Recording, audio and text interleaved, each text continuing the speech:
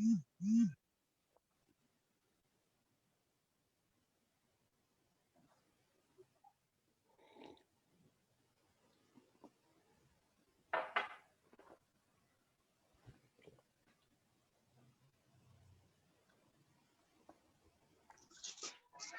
Good evening दिया भाई। हाँ लाइक भाई, कुछ इशू है क्या? लाइव स्लो हो रहा था, So where you are getting technical glitch? now it's working. It's okay na? Now it's fine. Fine. We can begin because already it's 13 minutes delay. Yeah, good evening everyone. It's really very pleasant and enriching to see many of you here who are themselves kind of great scholar in the area you work in. And all of us are here only because our area of interest are together in the kind of symposia place today.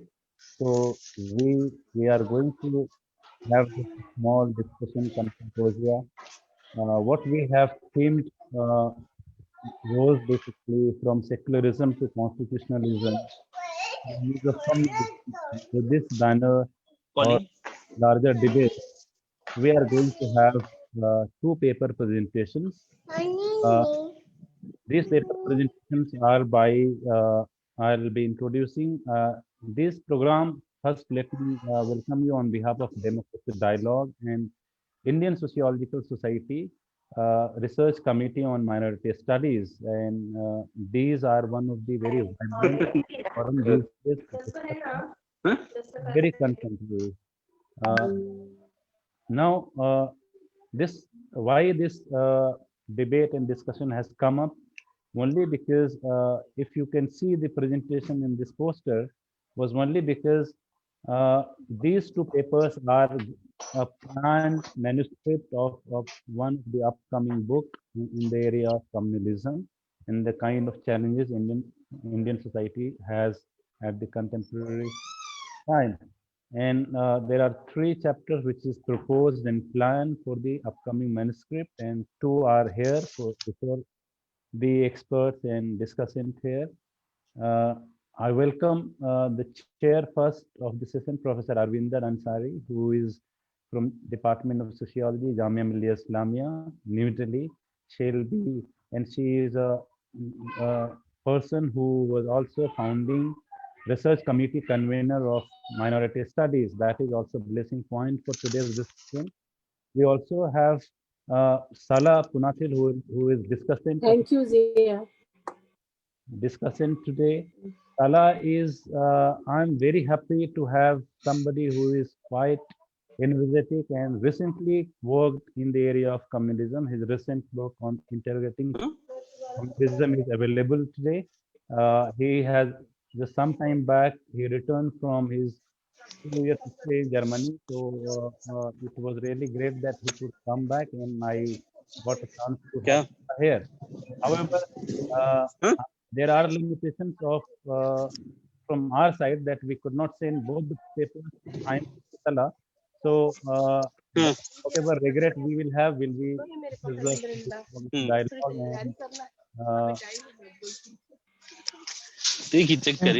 mute. Thank you, Dr. Zia. So welcome Sala here. And, thank you. Not because we are meeting virtually after. And hello to everyone. Yeah. Welcome here. We have today's main key speaker. We have Dr. Vineet Mathur. He teaches history at NSS Hindu College, Kerala. What we were just discussing, that it is one of the very vibrant college, but located slightly away from the city. So he would be talking on from partition to polarization, lived realities of religion and secularism in India. Welcome, Vineet. Indeed, a good friend as well, who was alumni of JNU. So it's great that we have you here with this paper. We have second paper presentations or the idea presentation. Yeah, thank you so much. Yeah, thank you so much. Thank you. Dr. Narendra Agarwal. He teaches at Faculty Law Center in Faculty of Law, Delhi University of Delhi. He would be discussing on evolution of constitutional scheme for minorities and redressing their vulnerability. Dr. Narendra has been one of the very vocal in the area of minority rights, constitutionalism, and any right-based movement which comes into the frame of constitutionalism. And somebody who teaches law would not be better than many of us to talk in this area. So we welcome you, Dr. Narendra, on this forum on behalf of Democracy Dialogue and Indian Sociological Society. Nice to have you here. Thank you, Jia. We have many other eminent persons who would be joining and who are already here. We have Professor Azra Abidi from Department of Sociology, Jamia Millia Islamia. Welcome, ma'am. Professor Ranu Jain. Thank you so much. Yeah. From CIS. She has worked a lot in the area of minorities in Maharashtra. So that is also interesting. We have Dr. Nupur. They are here, but their comments will be once we finish the discussion. So let me invite the first presentation by Dr. Narendra Agarwal. Okay. Narendra, Yeah. Am I audible to everyone? yeah, very much. Okay, very nice, very nice. Thank you, Jia. And it's such a nice feeling to share a discussion on such a important topic with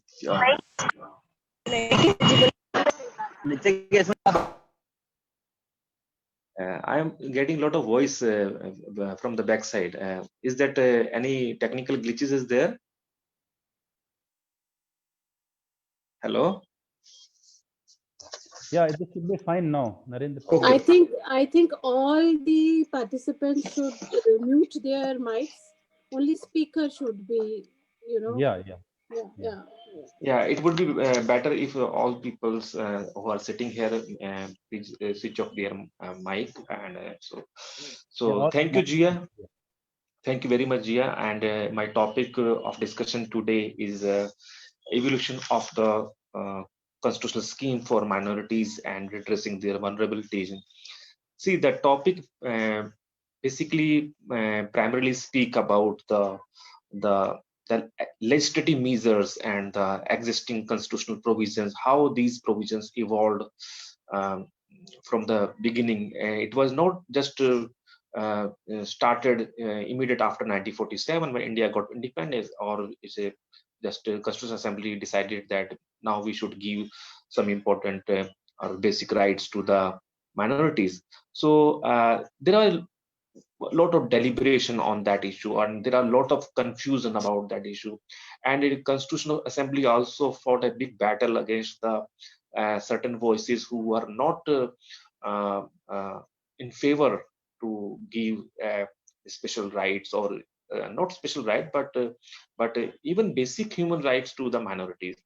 And to be very frank, first of all, that I have no hesitation to say that Indian history is the history of the all kind of discrimination, not only against minorities, but the all kind of depressed communities, excluded groups, tribals, women also. They have been victim of the all kind of majoritarian atrocities, and the treatment and the hostilities against on the basis of the caste, community, religion, and even language also. So that was the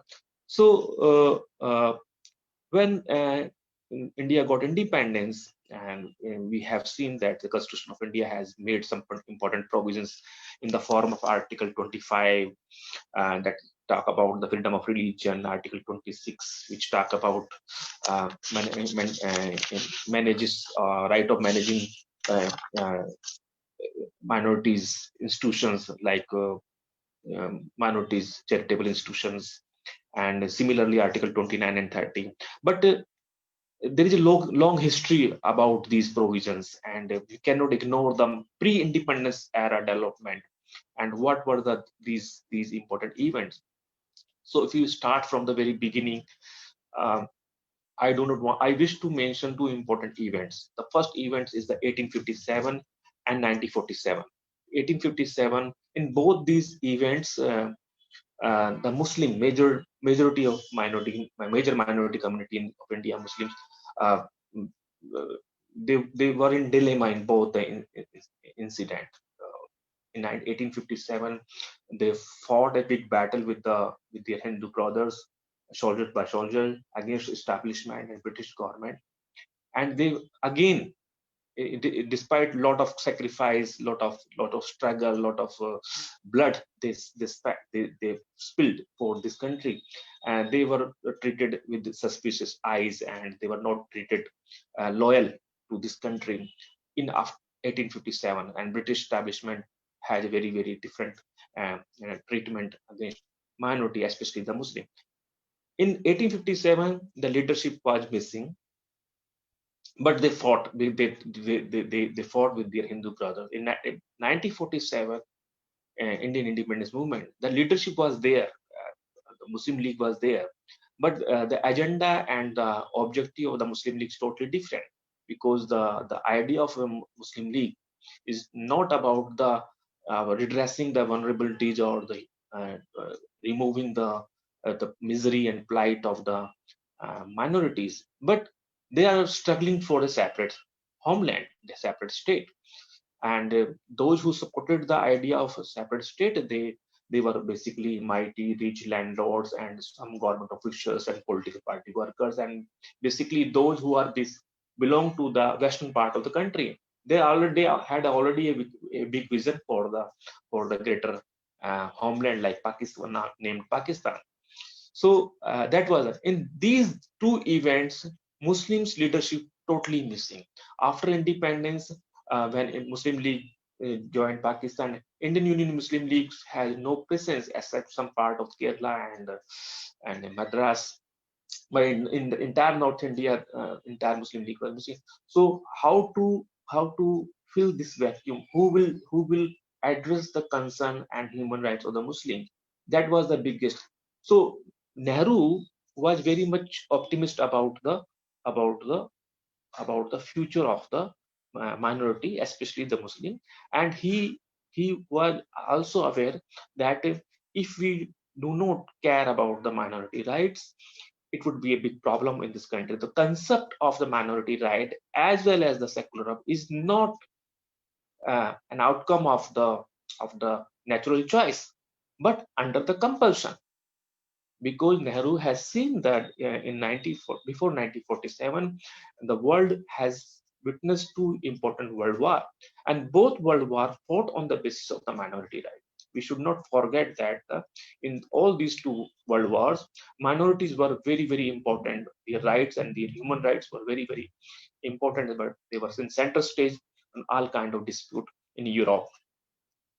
So Nehru was very much aware that if India has to be united and India is need to be progress, and we if want to see a greater and stronger India, we have to be united, and we should observe all kind of thoughts and communalism kind of feelings against minorities, and that was the reason India adopted the secularism. Another important thing that some important event, for example, Nehru was very much optimist about the special treatment and protection of their uh, culture, language, and because minorities in India before independence very much concerned about how they will preserve their language, culture, and religious freedom. So 1928 Motilal Nehru Committee reports, because it was the outcome. This report was published by the uh, Nehru's father. So Nehru was very much concerned about that report, and it was the report that finally incorporated in the Government of India Act. Some provisions, although the Government of India in 1935 do not directly talk about the special treatment or safeguarding the minority rights, but the the content of the said report also reflect in the when the Nehru and Constitutional Assembly established a separate committee in the Constitutional Assembly for the minority rights and fundamental rights. And this committee suggested that in free India, in independent India, minority must have legitimate share, basic human rights, and equality and protection under the Constitution of India. That was the reason. So Gandhi and Nehru, they were very much concerned about the future of minorities, because they have seen that uh, India has partition only because of the religion name, and why we should protect, and what is the need of the protection of minority. Because if India need to be protected and India need to be stronger, we must eliminate all kind of differences and suspicious and all kind of hostility against Muslim. So it was the vision of the Gandhi, Nehru, and Patel. But this vision and this thought and this understanding could not materialize on ground, because the radical wings and fringe element on the ground were very high. They are not ready to understand, or they are not able to digest that Western concept of secularism. So Nehru was very much appreciated and impressed with the Western concept of secularism, means that the zero interference of the state in the religious matters of the individual, and state must ensure that minorities should play an active role in the nation buildings, and minorities should be given equal rights. And but the Hindutva elements, they have the different kind of secularism understanding or definition. They believe that it would be the majority community who will decide what kind of right should be given to the minority. That is the basic differences between the majoritarianism, secularism, and the Western concept of secularism. And Nehru says that Nehru's understanding about secularism was that it is wrong to say that we are against and religion. We are very much respect the religion, but we respect all kind of religion. We equally treat all religion, and each and every religion must have a proper recognitions, and state should not interfere in the personal matter of the different community. So that was the within the Congress party also. There are a lot of differences over the secularism. For example, Nehru had a very big differences of the concept of secularism with Dr. Rajendra Prasad. When Dr. Rajendra Prasad, after independence, visited Madras, and he washing feet of some Brahmins, and it was the news throughout the media and the press that, and Nehru was very upset with to see the behavior of Dr. Rajendra Prasad, that being a president of India, of independent India, he is washing feet of the Brahmins in South India. So it put a big question mark on our secular credentials, whether this country really believes in secularism, or is a kind of a phony or a fake secularism. That was the differences between the Nehru and Dr. Rajendra Prasad. So there, after independence, when the Constitutional Assembly come at the conclusion that minority should be given certain rights, some important freedoms, and their right must be safeguarded. So we should not forget the long history of the battle. The long history of battle means that the 1928 Nehru Committee first time recognized that if India want to British India basically want to respect the interest obligations and believe in the human rights jurisprudence, they must give equal and some basic human rights to the all community, irrespective of their caste, religion, language, and region. So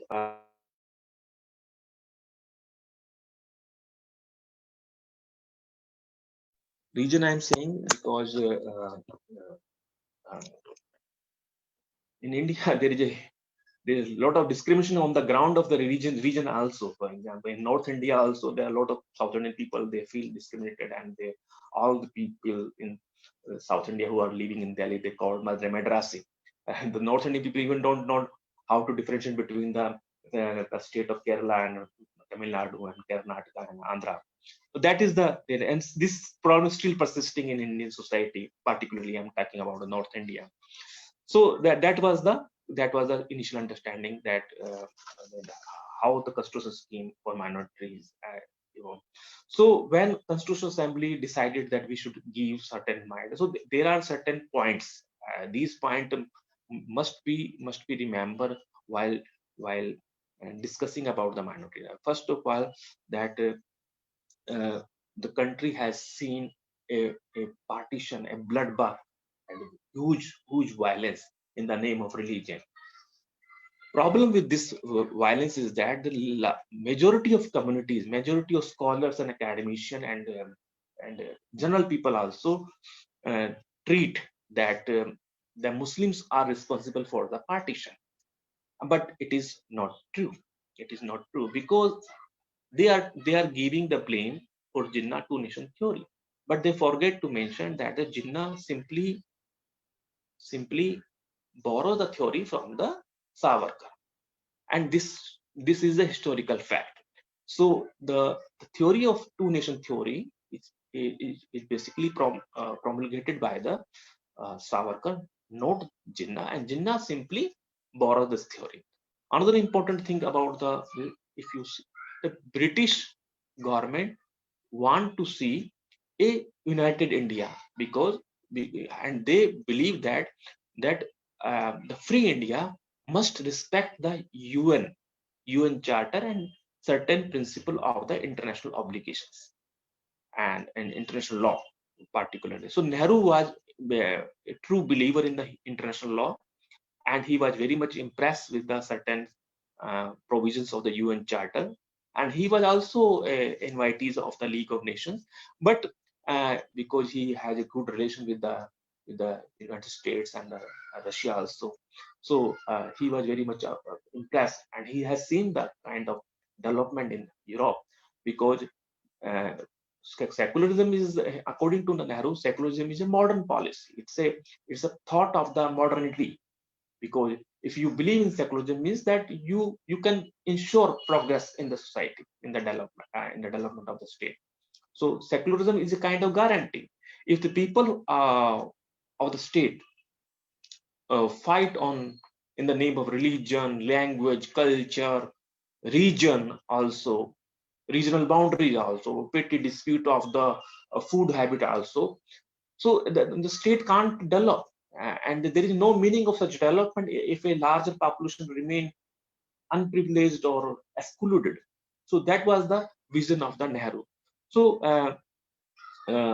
Nehru was aware about the communal politics before independence, and I am specifically talking about the two-nation theory. That is, it is wrong. Another important thing is the partition actually materialize on ground.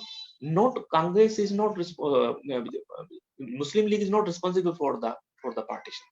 Congress also equally responsible for the partition, because it was the agreement between the two parties, which was endorsed by the Government of India Act 1947. Indian Independence Act 1947. So the formula accepted by the both party. Then how can you blame simply one party that you are responsible for the partition? This is my argument. If we understand the minority rights or evolution of the minority right, we cannot ignore some historical legislative development. For example, first time minority rights come up in the center stage in Government of India in 1990, when Mounting Chelmsford and come up with the detailed recommendations for the minorities. And then, we have already discussed about the 1928 Nehru Committee report.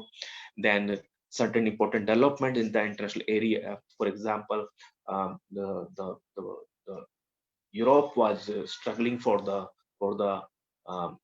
minority rights, and there was emergence of the nation state in Europe after Second World War. And the important event like UDHR in 1948 and Universal Declaration of Human Rights and Indian Constitution uh, heavily relied on the UDHR provision, and we incorporate most of their provision in the Indian Constitution. And by and large, the UDHR basically discuss only on human rights, equal respect, freedom of religion, freedom of thought, freedom of civil and political rights. Also, that was the concept of the minority right. And Indian Constitution incorporated these provisions in the Indian Constitution. So this is the earlier beginning of the minority rights that shaped the country's human rights and minority rights jurisprudence in India, in free India. With regard to minority rights and why we should have minority right, why we should protect minority rights. The simple answer is that when India declared itself a independent state, a democratic state, obviously, what is the meaning of the democratic state, independent state? The most important principle of democracy is that there are two important components of the democracy, that is the equality and liberty. And democracy means the equal representations, equal freedoms. Each and every individual are equal. So when majority community can enjoy all kind of religious freedom, language, cultural freedom, civil and political freedom, how can you deny same freedom to the minority?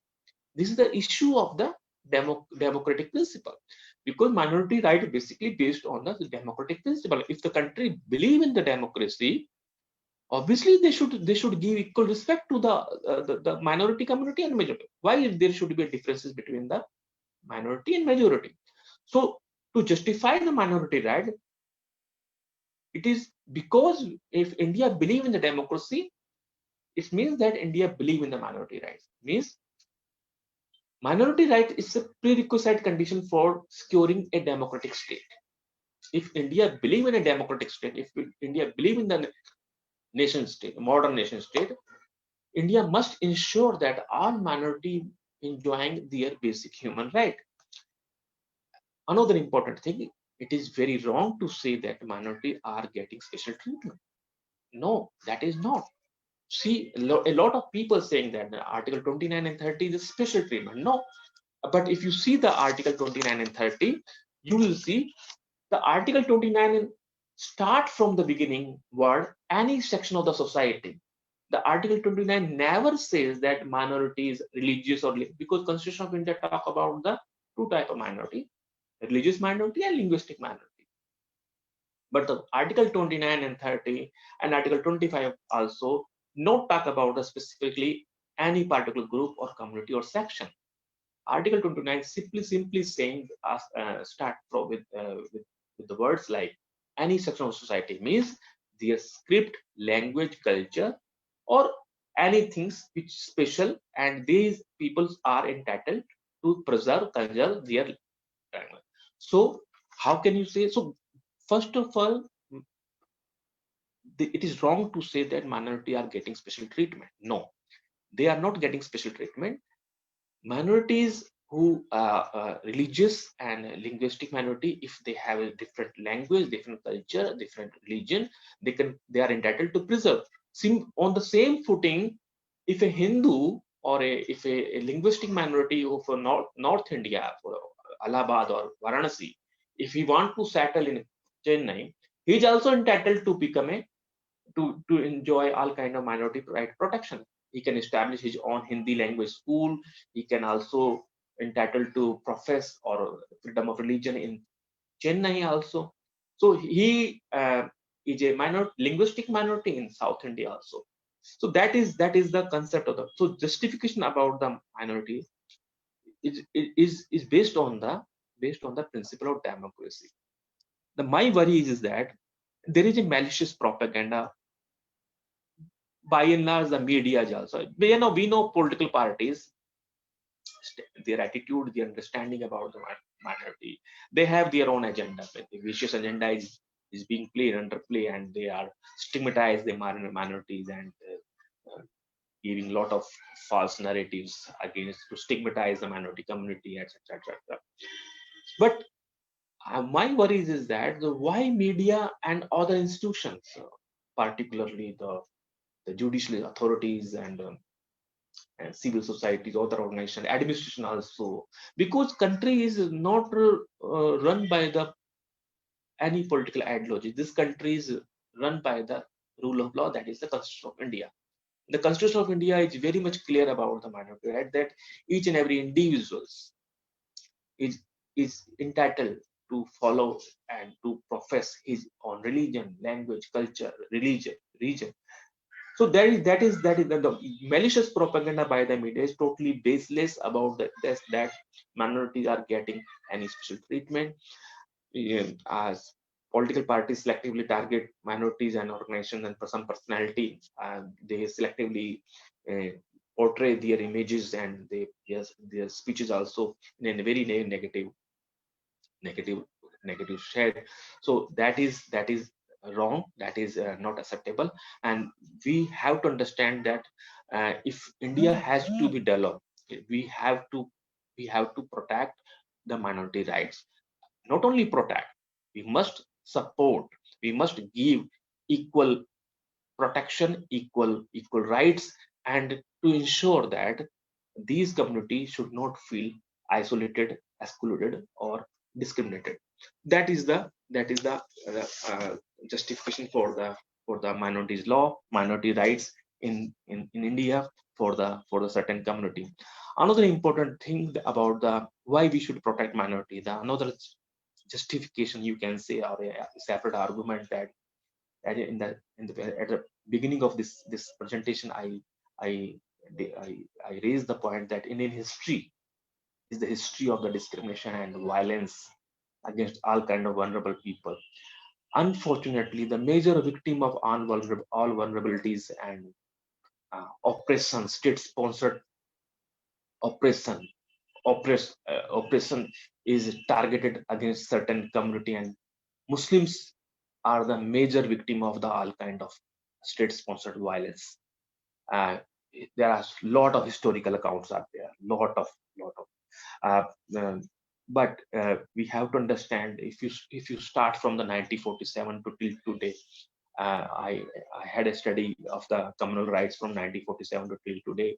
I have seen in my studies is that more than 90% casualties reported from the minority community in all kind of communal rights, whether it's a Meerut, Malyana, Ahmedabad, Delhi, Assam, and other part of the country. So what is the meaning of this?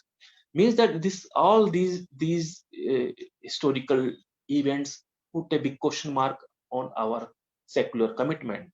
See, I believe that the simply inserting the secularism word in the preamble or in a law book or Constitution of India does not make the country secular. India adopted the secularism, but prerequisite condition for successful secular state is to secularize the society, secularization of the state. These two important things were missing in the Indian society, and political parties leadership is largely responsible for that. For example, I'm giving the example that in Kaka Kalelkar Commission, that the commission said that there are a lot of this backwardness and this backwardness is much higher in the Muslim community. The very disturbing socio-economic indicators in this community. So this community needs special treatment, special effort, special scheme for their socio-economic upliftment. But it was not implemented. And again, the Mandal Commission report also says something very shocking figures about the backwardness, but it was not implemented by the Congress party. And finally, in 1989, VP Singh implemented that. That's why today certain minority community especially Muslims, are also getting benefit of the OBC reservation. Similarly, the Gopal Singh Panel Committee report in 1983, and this report says that there is a continuous, there is a kind of a feelings of isolation and trust deficit among the people of minority in the system of the God. And हमारी कौन सुनता है, हाँ, या हमें कौन सुनेगा, हमारा इस सोसाइटी में विश्वास, इस सिस्टम में विश्वास नहीं. This was the feelings among the minority. It is not a good sign for the state. If a larger community, Muslims were the largest minority community. If the community feeling like that, it is a very dangerous thing. That if means I believe that if we could not protect the minority, the whole idea of India is under the extreme threat. We will not survive. India will not survive if any minority community, particularly the Muslims, remain isolated or they feel excluded. If India want to develop, the development of the Muslims is very, very important. The socio-economic conditions, their human rights, the education is very, very important. Now today only two universities are there, AMU and Jamia, and there are constant efforts to shut down these. For example, somebody from my friend circle has told me that, sir, have you seen the budget allocation for the BHU and AMU? The BHU budget allocation is such a high, and the budget allocation of the AMU is very low, although the both universities are accommodating a large number of students. So this is the stepmotherly treatment by the state against certain minority institutions. Very, very, very sad and very, very unfortunate. We have to. Another important justification for the minority right is the textual justification, or you can say the many reports, survey and commissions report. For example, the Rangnath Mishra Commission report and Gopal Singh Panel Committee report. Then we have a Sachar Committee report, and earlier also there are a lot of commission reports for Bhiwandi Rights Commission report and never implemented. For example, Sri Krishna Commission report on Mumbai rights, not implemented. The commission by commission, reports by reports, survey by survey. What is the meaning of all this exercise when you are not, each and every report reveals so many shocking facts about the discrimination, about the violence, about the administrative hostilities against minority. And as I told earlier, that the Indian history from 1947 to till today, 90% casualty, 90% victims of all kind of communal rights are the Muslims. And police treat in all kind of communal violence Muslim as a troublemaker or the person who actually created violence, but that is not true. In all kind of communal violence, whether it's Assam and Bhiwandi, Ahmedabad, etc., they are victim. Their shop burned down. For example, take the example of Delhi communal rights.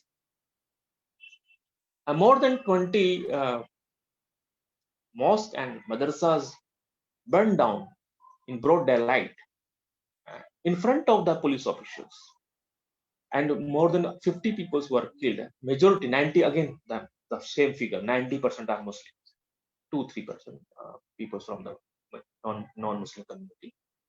And till today, they are still waiting for the registration of FIR and all.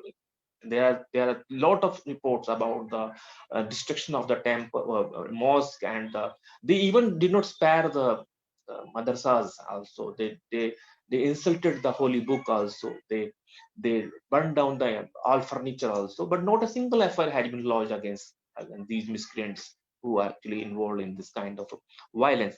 So this is something about the textual justification, that commission by commission, report by report, survey by survey. But what is the outcome? Whether is the implementation? India is a country of many laws and many schemes, many programs, but where is the outcome? the outcomes is nil, because you know the outcome of the Justice Sri Krishna Commission report on Bombay riots. My argument is saying that yes, when Bombay riots after Bombay blast that happened in the 1993, it's a condemnable act. It should be condemned in strongest word. But what about the post demolition communal rights in Mumbai and UP, and how many people have been punished so far? Not a single one. And those who were the perpetrators in this violence, these people have joined the assemblies and elected and become the ministers and the MPs also, and some people even become the central minister also. So, and the entire country is waiting for the justice of Bombay riots and Dawood Ibrahim, Iqbal Mirchi, Yaqub Mehman. Yes, he must be punished. He must be punished. He must be hanged. But nobody is talking about the who will do the justice with the victims of those who lost their family members in post-demolition riots in 1992 and 93. Nobody is talking about that. Why there is no discussion in the press and media and public discourse about the non-implementation of the Sri Krishna Commission report, which clearly indicated that who are behind the violence. This is my argument, that this textual justification is very, very important to protect and to safeguard the minority right. Another important justification, or you can say the argument about the the post independence constitutional scheme and for addressing their vulnerabilities, is the anti-majoritarian justification. That is India is not a majoritarian state. India is a welfare state.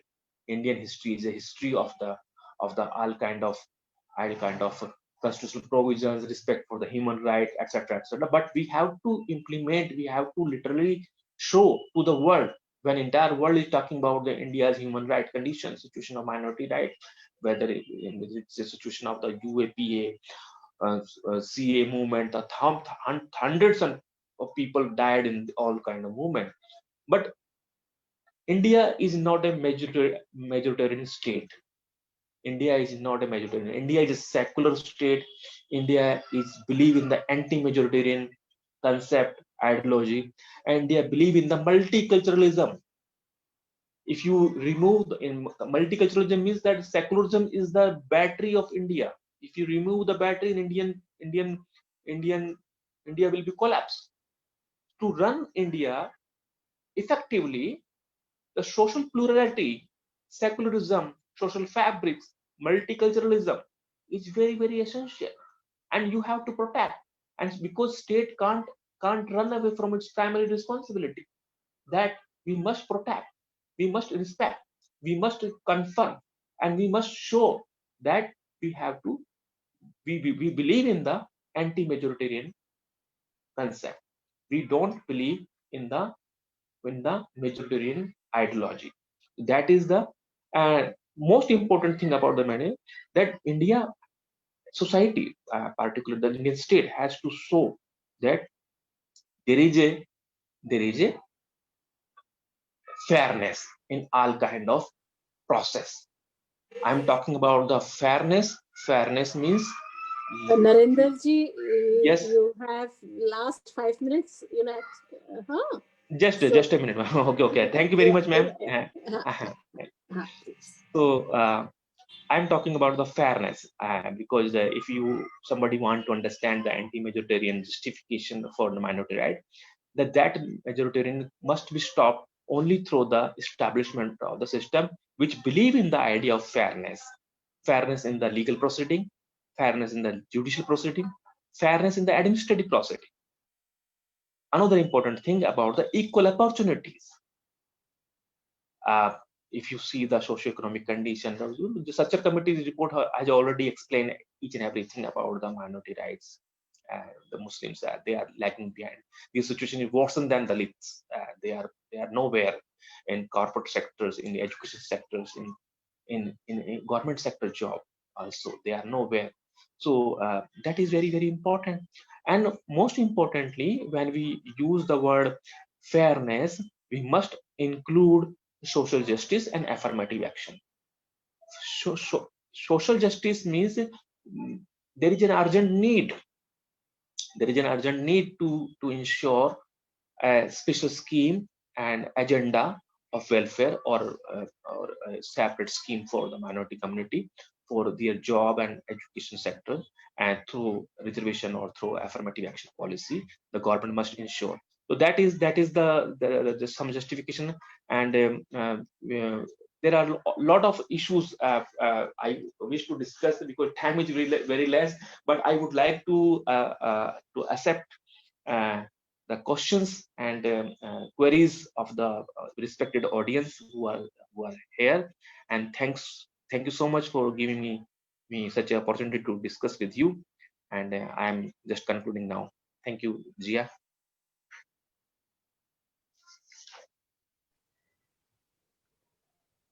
Thank you, Narendra. It was really good, and I know the remaining time which you have saved by uh, not having more time in presentation will be used in your discussion with the questions we are having here. Yeah. So we'll move to next discussion, next presentation by Vinit. Are you there?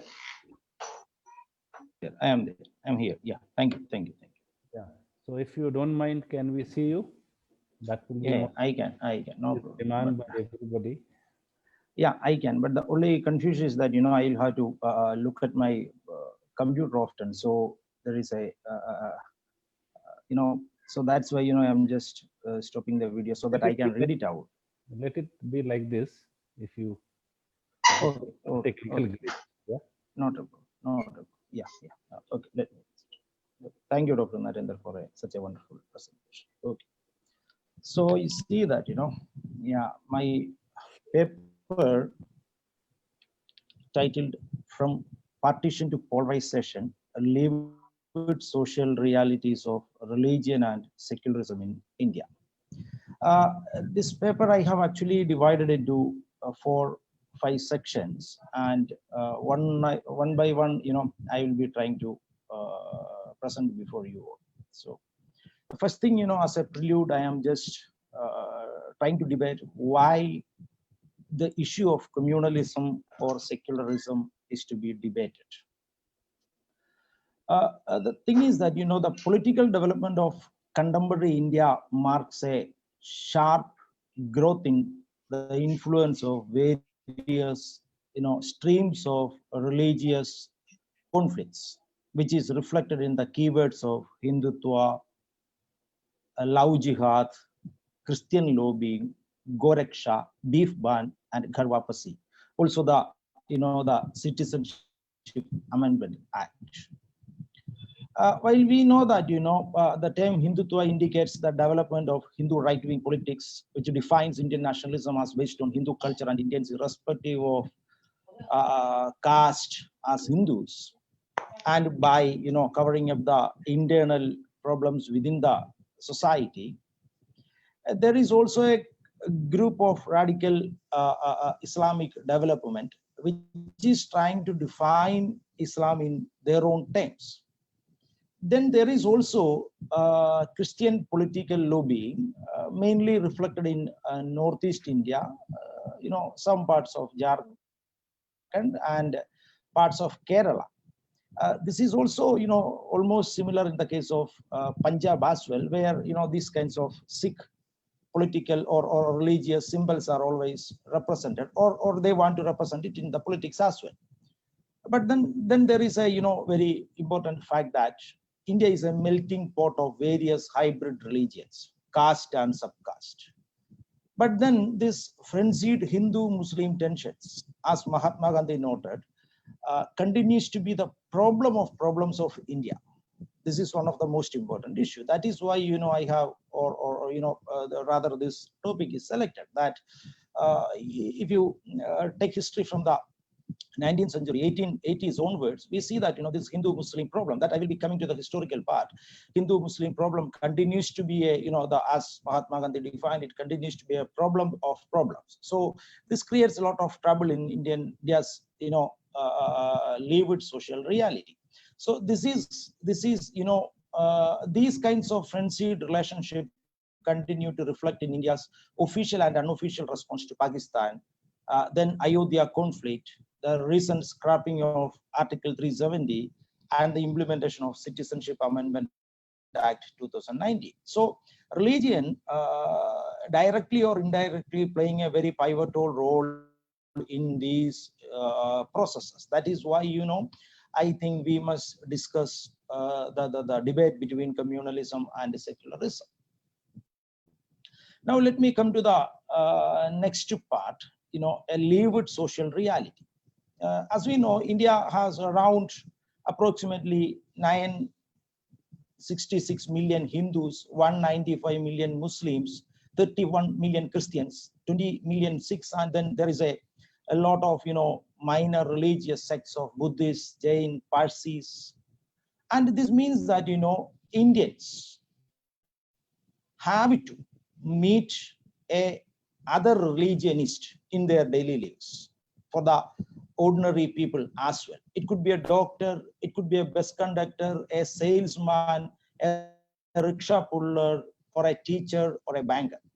So when the issue of communalism or these kinds of frenzied religious feelings is affecting the human mind, it creates a lot of problem for not only for politicians, but also for the ordinary human beings. This is where it becomes very cruel and more important. Also, there is a big brother type state in India.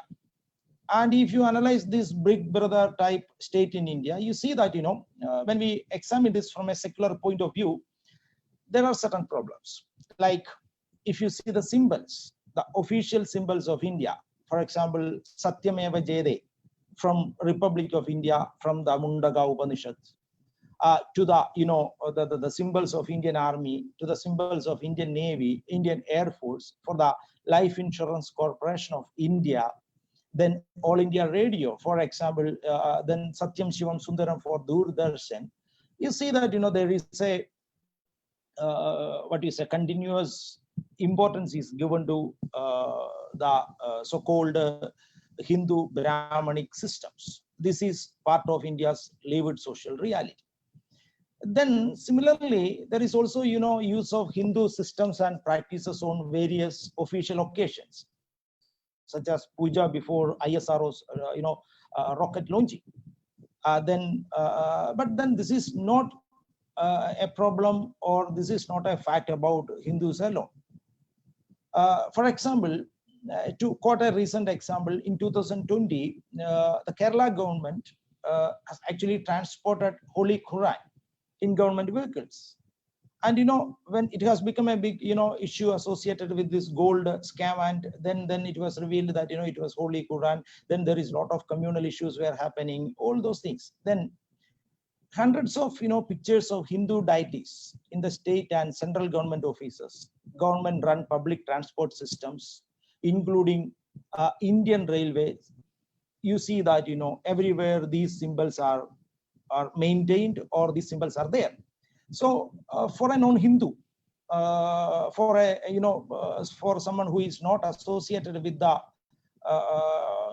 Hindu way of life, for them it feels that they are in an alien land, because always it is there.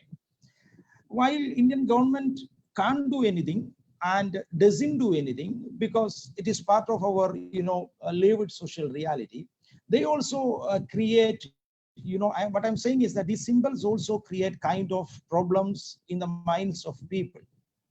Even if it is not reflected on one day, it is there. It is in their subconscious. It is being loaded there. And apart from this, Indian government also maintains lots of religious institutions.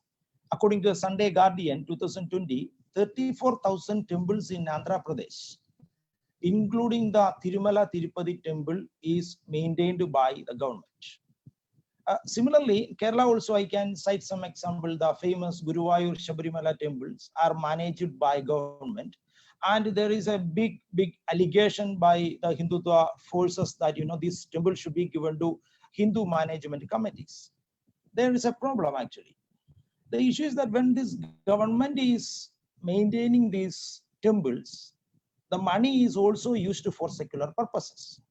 But when these groups are given the right to control a temple which earns crores of rupees, and we have no proper accounting system where the money would going and what purpose it would be used for. So that is also another problem is taking place.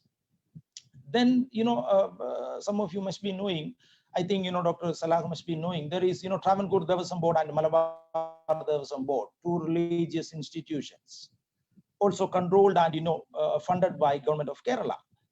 Then you see that there is another very different experience. Generally, you see that the Sikh soldiers of the Indian Army. For example, if you have an army experience, because I have a small army experience for almost 5 years, then you see that all the non-Sikh people, when we were having our training, were instructed to stand up at 4 o'clock, clean shave their faces, and come for the daily drill. Whereas the Sikh people, you see that they were allowed to have their own religious symbols, and they were allowed to have their own mustache, beard, and all those things. So you see that the way secularism is reflected in the lived social reality is very different. That means that India doesn't have as we all know, doesn't have a European version of secularism. Rather, it is India's own version of secularism, that it treats religion at certain points. It doesn't treat people at their own wishes. Different way of maintaining secular communal debate. It is there. Then how it is reflected as of now, that's what I am going to the next way. In the Hindi heartland, also sarcastically sometimes called the cow belt, a Muslim may not even get a rented house in a Hindu majority area, or it's in its adjoining areas. And correspondingly, a Hindu would have the same experience in a Muslim locality. That there is watertight compartments existing between Hindus and Muslims is part of our lived social reality. There are, of course, there are symbols like, or cultural interventions like that disregard such heterogeneous identities and religious prejudices, such as festivals, celebrations, weddings, family gatherings. They all often occur, but they are very limited, especially for the last 5-10 years. They are very limited. They can be at any time, they can be very, very, very dangerous. That these kinds of religious relationships can break down, and it can go to a communal clash between different groups. Another, one of the recent examples that I will be able to cite from, our social media is that you all must be knowing Tipu Sultan, the erstwhile ruler of Mysore. Tipu is represented as a symbol of Islamic tyranny, whose religious stand invite more debates than his anti-colonial struggle. So there is a problem. You see that colonialism in India has been a long process, at least from 17th century onwards. And we know that most of the Bhadralok upper caste Hindus were collaborating with colonialism throughout the 17th, 18th, and early part of 19th century. And then you see that they are all celebrated as nationalist or anti-colonialist. An 18th century ruler like Tipu, who does not have to be secular, because secularism is a modern concept that comes only in the 19th and 20th century in the European version. So Tipu's secularism is questioned, and in the social media debates, Tipu's secularism is being debated, and there is a force to say that Tipu is communal. Also, you see that it is not all about Tipu alone. You see that Aurangzeb. We know that Aurangzeb lived in the 18th century. All the concepts were very different. The concept of state was very different. The concept of religion was very different. But what happened is that he has been reinvented in the 20th and the 21st century, and as a representative of Islam. But the problem with these kinds of representation is that it takes some particular figure, or it takes some particular incidents to say that this is what the reality is all about. And the very unfortunate aspect is that social media makes more influence than our academic talks. This is very unfortunate effect, that a communal clash can be created if you have a WhatsApp, or if you have a Facebook account. This is one of the saddest realities that we are facing. So then when these kinds of constructions are taking place, it creates a lot of problems in the minds of those people who were not aware of how realities are created, how history is being created, what is the politics of history, those who don't know what is actually happening. Because this is, I am saying from my own experience, because when I teach my graduate students, when I speak about 1857 revolt, and when I say that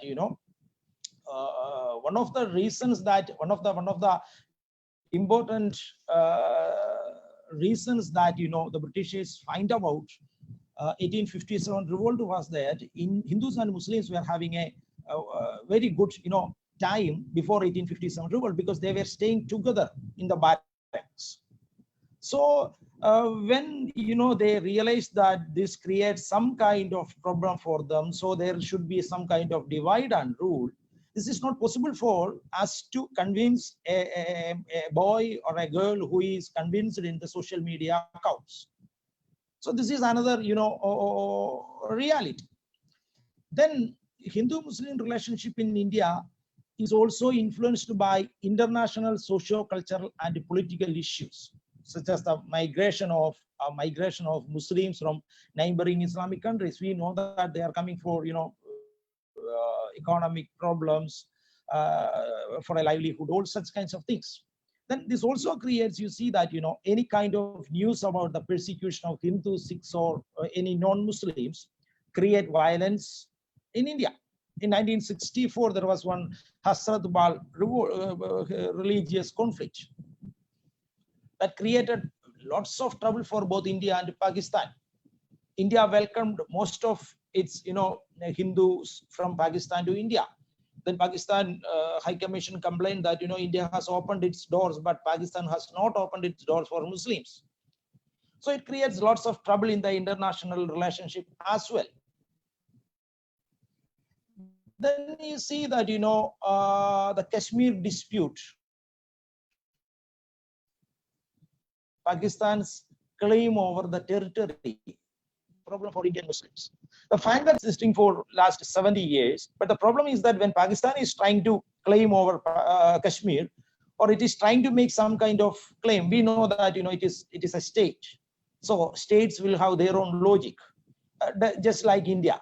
So when these kinds of things happens, problems happens in India, especially against Muslims. There should be violences takes place against them.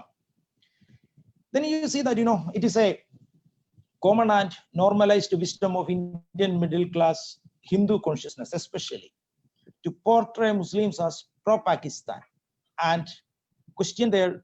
Am I audible, Dr. Zia? Any issues? No, it's all right. As pro-Pakistan and question their commitment to India. Besides, Muslim population growth is critically looked at, while in the social media debates, they appear as potential threats and people without love for this nation. A recent example can be cited from, a Malayalam term, Imran Kunyungal. I think Dr. Salah will be able to very clearly understand this. Means the children of Imran Khan, the president of Pakistan, a term widely used on social media and newspaper comments in Kerala to identify Muslims. You see that, they are being represented in the other way around. Then other case, that is the Tabligh Jamaat meeting held in Delhi. You see that, considered to be a super spreader of COVID-19. Tabligh meeting is characterized as a deliberate plot to hurt India. So you see that it was happening in March, and at that time India was confused about what to do, because we were also only listening to newspaper reports about there is a virus like this and it is going to happen. So but then it is represented that the large gathering of people, and that might have, such a gathering might have happened elsewhere in India, in various religions, various political parties, various streams, but this particular Tabligh Jamaat has been represented as a kind of deliberate plot to hurt India. Another a lived social reality is that most of us know that the Indian National Congress, a moderate secular party that held sway over India for almost 6 decades, opted to support the construction of Ram Temple in the disputed site of Babari Masjids. Because Congress was in a way realizing that they have no other go. This is because on the one side, Congress is being swallowed by BJP. The second thing is that Congress men are becoming more and more communalist. But this is not something a new factor. I would like to share the incident of 1931 Kanpur riot. In 1931, I guess it was in March 23, Bhagat Singh, Rajguru and Sukhdev, 3 revolutionaries, were hanged by the British people. Then Congress started a protest demonstration, and these protest demonstrations finally ended up in having a clash between Hindus and Muslims. Thousands of people were killed,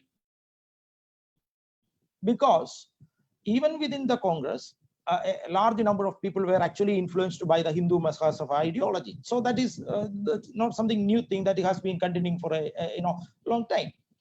And secondly, you see that the Communist Party of India, Marxist, with a die-hard history of anti-Hindutva, anti-RSS ideology, has allegedly used symbols of cow protection in the recent Bihar Assembly elections.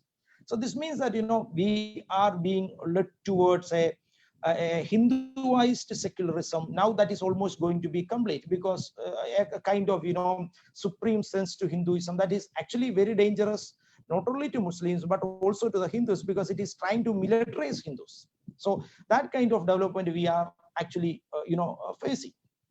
But then there is, on the other side, there is another picture that also create lots of unfortunate representations of Islamic society or Muslims in the social mind. There was in 2010 there was one Professor Joseph. His hands were chopped off by a certain Islamic radical group for asking or writing some questions about Prophet Muhammad. Then Pavitran Dukini, there was a poet. In 2017, he has to cancel his poem named Parda, because Islamic groups opposed to that.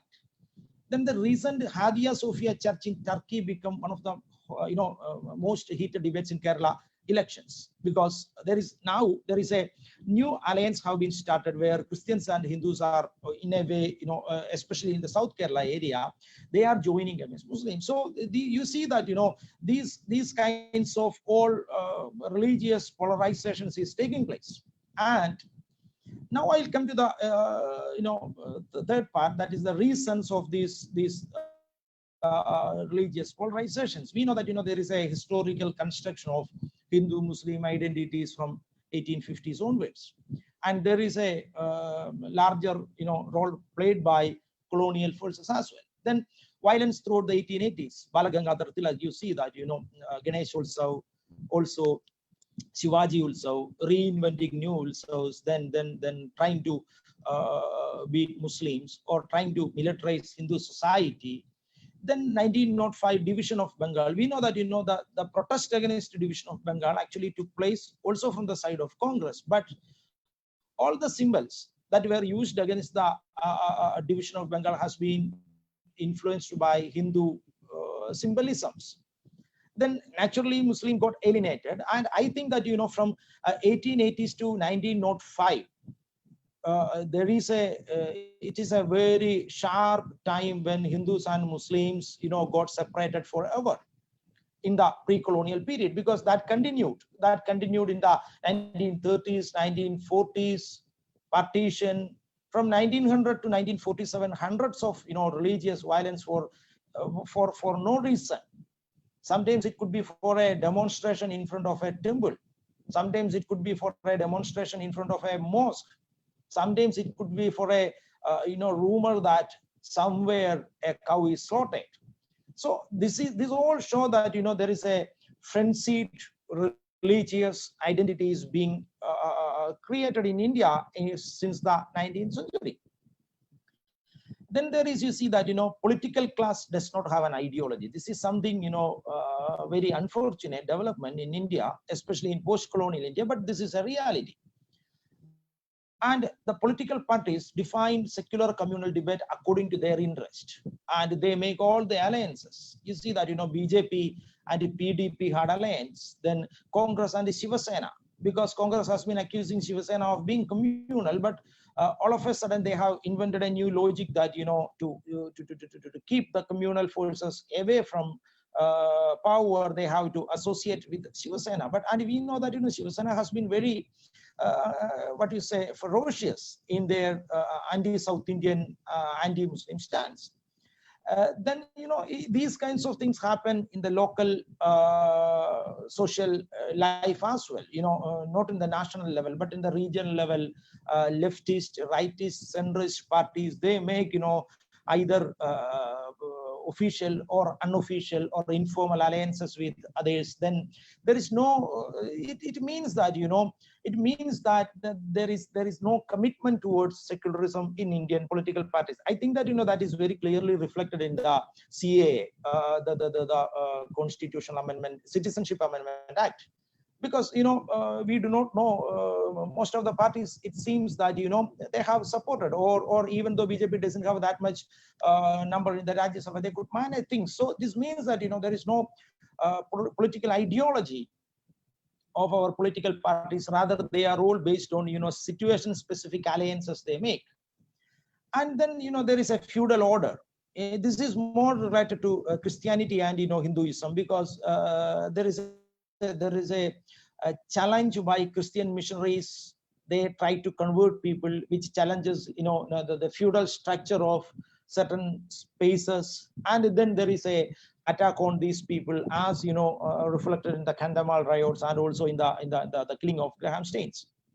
Then there is another aspects of this communal or religious conflict, that what I'm saying is that communalism is very productive rather than secularism. That is something very, I feel that that is very interesting in a different way, because sociologically and historically, because it creates organizations which employs millions of people who act as paid agents of and they act like systems like members of a modern industry.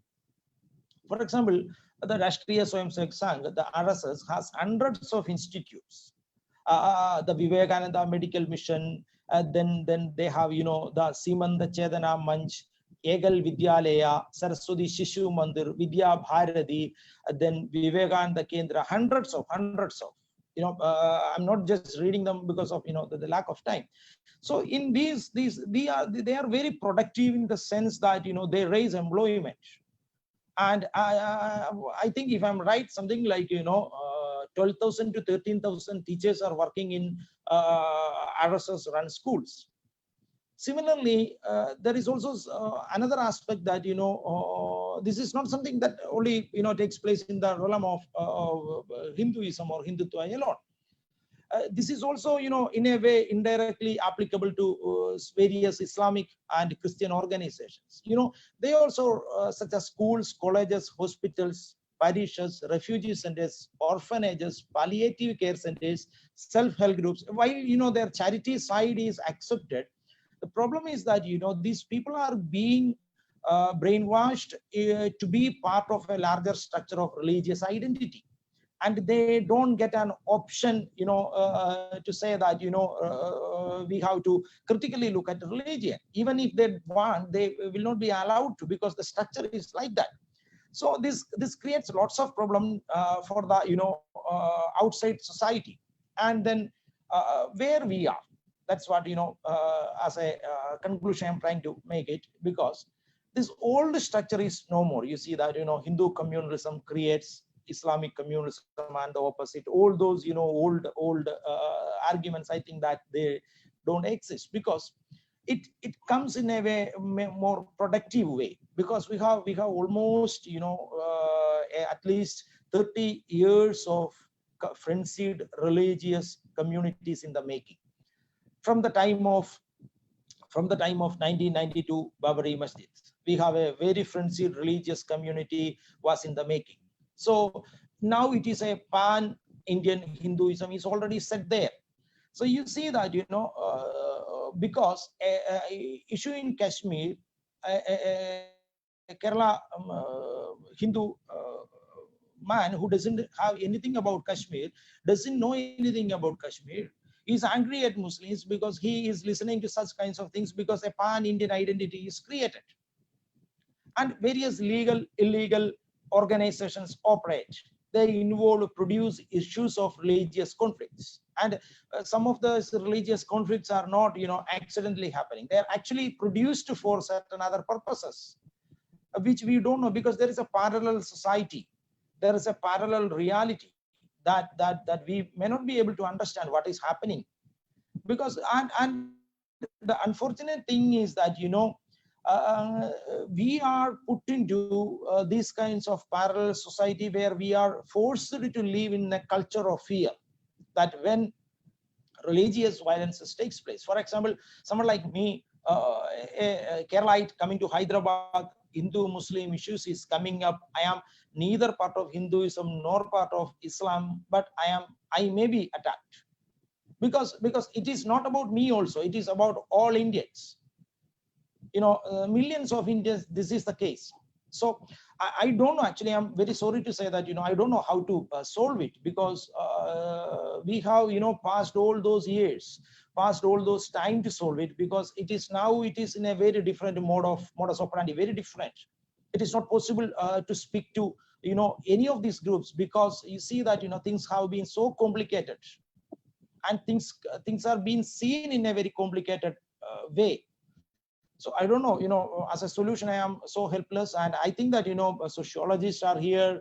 Of course, Narendra is here. So many people are here, learned people, they can help us towards finding a solution for these kinds of frenzied religious polarization. India is being polarized, and every moment it is being polarized. So how to, control this, how to stop this, I don't know. So while I am thanking all of you for listening to me, I am also inviting, some kind of practical solutions for these kinds of, issues as well. Thank you so much. Thank you.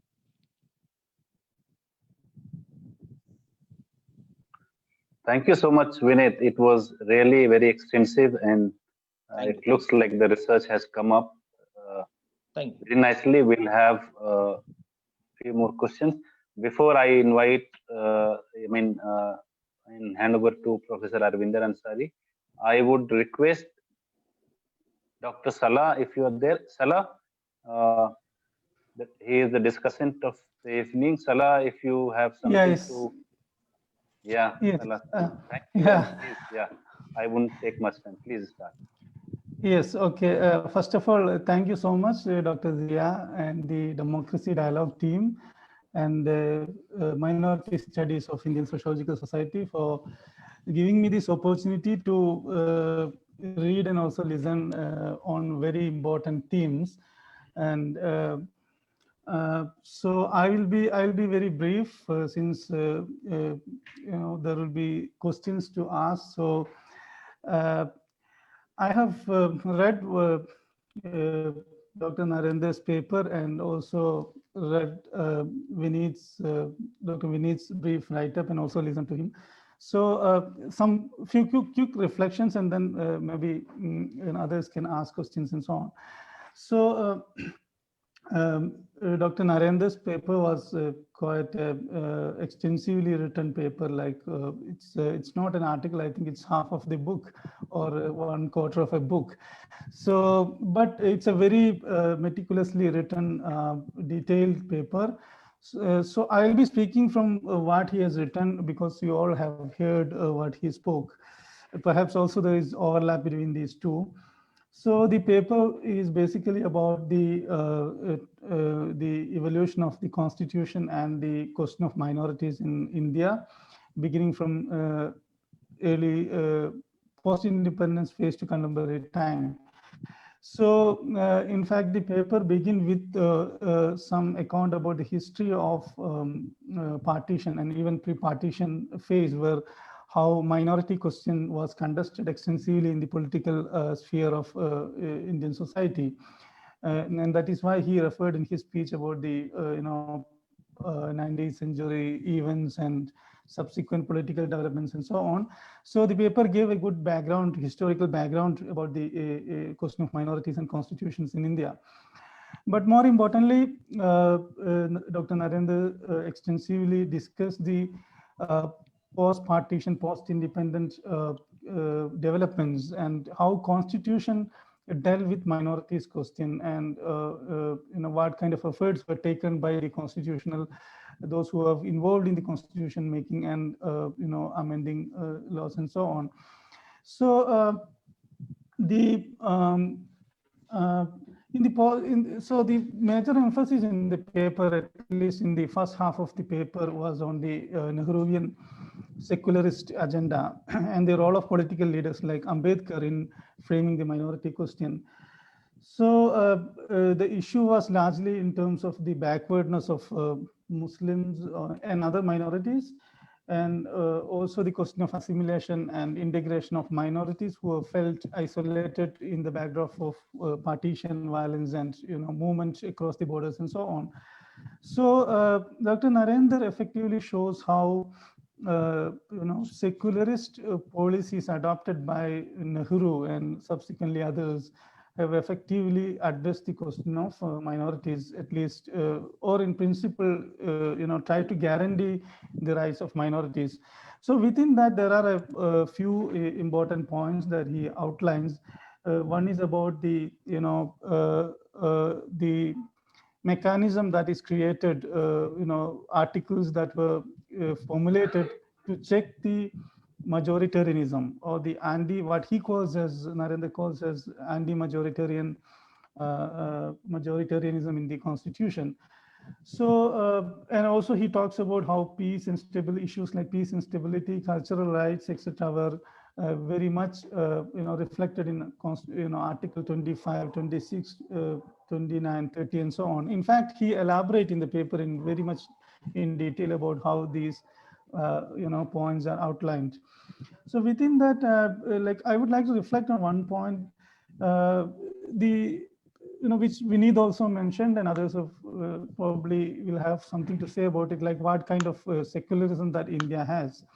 So, so secularism, if you look at the debates on secularism in Indian context, which I think post 1980s in academia, there has been a kind of discourse emerging, and it became quite central in early 2000s and so on, is like there is some kind of an anti-secularist discourse. So which argues that the secularism in India has failed in certain extent because it has been incompatible with not only India, but in larger South Asian context where religion, because Nehruvian idea of secularism to an extent, as Dr. Narendra was mentioning,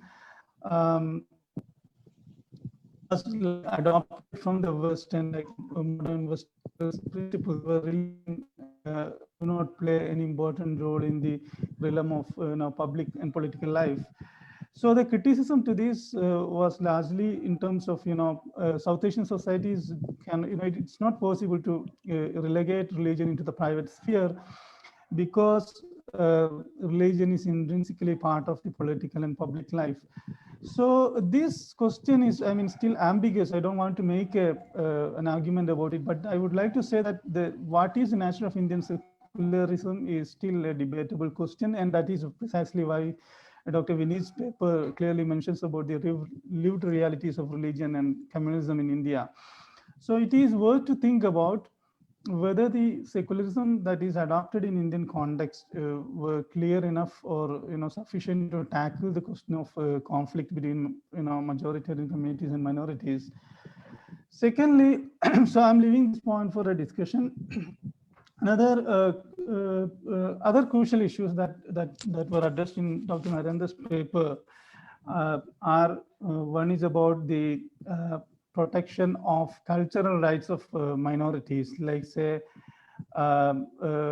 related to marriage, divorce, issues of inheritance of property, maintenance of education institutions, running of religious institutions, etc. So there is some kind of protection enabled in the constitutions, which continue to be an important source of maintaining the certain form of secularism and religious freedom in contemporary India. Perhaps I would like to raise one or two questions if Dr. Narendra would like to respond, or others can respond to that. While cherishing the values of India's constitutional amendments and guaranteeing freedom to religion and so on, how do we understand the current scenario, which both Dr. Vineet and Narendra has briefly outlined about, briefly mentioned about this CAA and other kinds of political dynamics in India. And how do we relate with the history of it? Because often CAA and other kinds of discriminatory policies are read as something which is which has come up in the very recent time because of the current political ideology, the ideology of those who rule the country now. But then, if you actually look at the history of say how law deals with religion and minorities historically since partition, there are sufficient evidence and scholarship to say that there has always been a certain kind of discriminatory practice in the the way in which law dealt with the question of minorities, especially if you look at the migration, because the CA is predominantly about migration. So, like say, for example, there are scholars like Zoya Chatterjee, Wazira Zamindar, Anupama Roy, and many others have talked about this, that after the partition, there was a clear distinction in India's executive level, dealing with migration question, like those Hindus who have returned from Pakistan region were treated as refugees, while Muslims who wanted to come back were treated as migrants. So why like certain category of people were called as migrants and why others were called as refugees?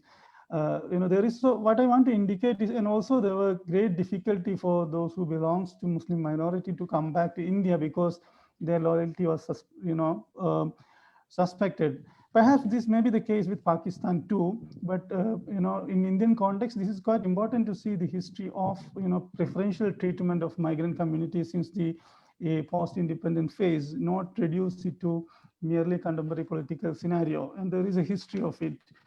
Perhaps this is something that we would like, we should be discussing more. Also, it's quite important to talk because Dr. Narendra's paper actually deals with the conversion and other questions. So how do we look at current discourse around love jihad and other forms of conversion debates in contemporary time? So now I will come to Dr. Vineet's paper, and I'm very glad to see Vineet after a long time, an old friend and senior from Hyderabad and also JNU. So Yeah. glad to see you. And also good to Same hear. here, same here, same here, same here. Yeah. Same here. So nice to hear, and so it was a wonderful presentation. And I also read your brief account. Thank you. Thank So you. basically, I think Vineet brings a very important dimension of how actually communalism work in India in everyday context. Like we have in everyday reality how communalism work. But he began and also I think ended up with a note on the longer history of Hindu-Muslim communal question in India, and also address other forms of conflict between different religious communities. So one crucial point again here is that it's important, I think, what emerges from both of these papers is about the nature of India's secularism and communal question. That Vineet has given a lot of examples about how religion continued to be a major, source or a major force in the political and public life. So he has given example of how this works in the education institutions, how this works in public offices, bureaucratic spaces, and also in day-to-day engagements and day-to-day activities. So I think what he is hinting is about everyday forms of communalism.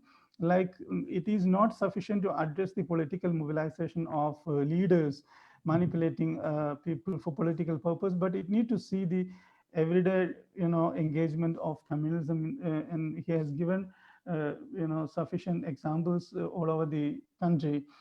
So, but I was also thinking, and perhaps Vineet can answer this question, that we also need to sometimes to deal with the category of communal itself. In fact, my work, which is published very recently on violence between Muslims and Christians in the southern Kerala context, I try to argue that things which are not actually communal in character, like say fight between members of two different classes, or fight between but who also happen to be members of two different religious communities, or fight between people in the work sphere, or fight over space or fight over resources, which are not actually on the basis of religious identity, but in terms of other forms of identities, are brought into the idiom of communal. So and we have, of course, scholarship of Gyan Pandey and others who have said that in India, since the colonial time, many of the instances of violence which are not actually communal in nature were immediately brought into the idiom of communal, because Indian society is seen as inherently communal in character in the colonial Orientalist discourse. But in my view, we continue to reify these categories in one way or the other when we try to bring communalism as a trope to understand many of the things which are not actually communal. So because riot reports continue to reinforce it, social science also continue to reify this. So I think it's also crucial sometimes to think about the reification process involved in the discourse on communalism. While I agree that these many forms of communalization in everyday life continue to plays out or becomes more visible in current time, as Vineet shows in the context of Kerala and other states. We also, I think, need to be alerted about, we also need to make distinction between what is communal and not communal, or how do we understand the construction of communal or the deployment of communal on things which are not, which perhaps could be addressed by other forms of categories. Maybe this can be another theme which can be debated further here. I think I have taken a lot of time, and now I will stop here. Thank you so much.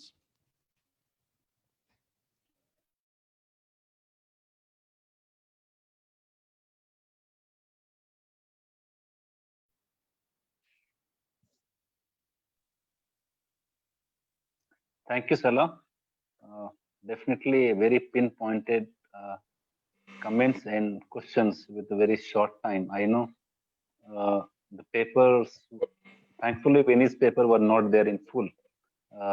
So both the paper comprises, around 150 or so pages, in fact. So that's a lengthy paper, but then the points which has come up in the form of questions, maybe Narendra and Vineet would like to respond, but I would hand over now to. There are few questions which, if I request chair if she allows to have few questions that can be taken up. Thank you, Zia. Zia, I think, yeah, both the presentations were very good, and the present concern that how do we, we preserve the secularism, the kind of challenges communalism has posed to the constitution are very important. I would reserve my comments for the end. In fact, I would request, participants, if they have their questions, to put it in chat box. Already we have few questions in the chat box, and I would request the presenters, to respond to these questions. We can start with Narendra, because the first question is addressed to Narendra. Yeah. Thank you. Nair Iqbal has asked that Nehru report is also responsible for the creation of partition. Yes, Iqbal, it is very true that in 1928, when Congress come up with the detailed recommendation of the minority rights and fundamental rights for the depressed class, and they have not tried too hard for pushing for the some basic human rights for the minority and the depressed class. And there are a lot of contradiction in the Congress own statement. For example, in McDonald plan also, the Congress backtracked and they denied the basic human rights as promised in the McDonald plan to the Dalits. And finally, everybody know about the Pune Pact. So it is a Congress history about what she says and what actually does in a different manner. So sometimes they say something and does something else. That is the character of the Indian politics. This is not the Congress or one political party. This is the basic characteristics of Indian political parties. In terms of, for example, everybody want to come on the boat of the secularism, but when they were asked to do something on secular principle, or to do something constructive for the depressed class or minorities, they hardly show any willingness or any concrete action plan for these communities. This is very, very sad. So this is true, and as I said earlier, that despite such a large number of period, large number of period from 1947 to 2020, you can see the entire period of the Congress ruling in different state. For example, Congress government was in Maharashtra for 3 terms, 15 years they ruled, but they never tried too hard. They never worked for the implementation of the Sri Krishna Commission report. Now, who is stopping them? Who they were in government, they are in a massive majority, they are running the state. 15 years is a big period, but this is the fact, and unfortunately this is very, very, very sad. My next question is Khwaja Tabriz has asked that future challenges of the Indian democracy, and is it becoming dangerously tolerant in the right wing? Yeah. The issue is not here today about the democracy and challenge. See, my worry and my concern not about the intolerance, and there are list of issues, and we have to understand the issue. For example, if we start from the one, now these issue increasing day by day. For earlier, the issue was the continuous denial of justice to the right victim, not a single commissions report implemented by the government. Similarly, the state-sponsored violence. I am talking about the Meerut, Maliana. See the role of the paramilitary forces, the police, and the administration, how they treat minorities, how they fuel the petrol, oil to increase the violence. So this is the thing. Another issue is the questioning their patriotism. So questioning their patriotism is another important issue. And recently we have seen the hate crimes. Hate crimes is rapidly There is some high. background noise coming. If the organizers could, see to it. Yeah. Please, Narendra, continue. Thank you, ma'am. Thank you. So the hate crimes, the rapid growth of the hate crimes against minorities, and particularly the socio-economic violence. For example, Vinit is rightly said that in Delhi, the linguistic and religious minorities, it is very difficult to have accommodation in Delhi posh area, and they can't get suitable accommodation of their own choice, and this is reality. Similarly, in Gujarat also, if you are from the minority community, to also be ready to face all kind of discrimination in the social and public life day to day. I have personally visited there. I have seen how society is so polarized in the state. Another important issue is the weak institutional mechanism. Weak institutional mechanism means I'm referring the three important institutions, that is the NHRC and CM. Both are the toothless bodies, totally incompetent. They have nothing, no work, no meaningful or constructive or no contribution for the protection and the safeguarding the minority rights. There are a lot of issues. What I say, the fake encounter, the extrajudicial killing, another series of violence against minority, that is implicating the innocent Muslims in the false cases of terrorism. What happened in the outcome of the Maligaon blast case and Hyderabad Makkah Masjid blast case. This is so serious issues are there, and now you can see the love jihad kind of things. They are still increasing in many parts. And Gujarat Freedom of Religion Act 2003, we are discussing about the freedom of religion for the minority, but now the state has completely denied the basic human rights of the minority, that is the freedom of religion. What is this? So these are the situations, these are the issues which is very disturbing, and we have to definitely look into, and more studies required to explore these area, how we can do, more suggestion we can include. Main thing is that, see, at the beginning of this lecture I have said that simply inserting the word secularism in the constitution does not make the country secular.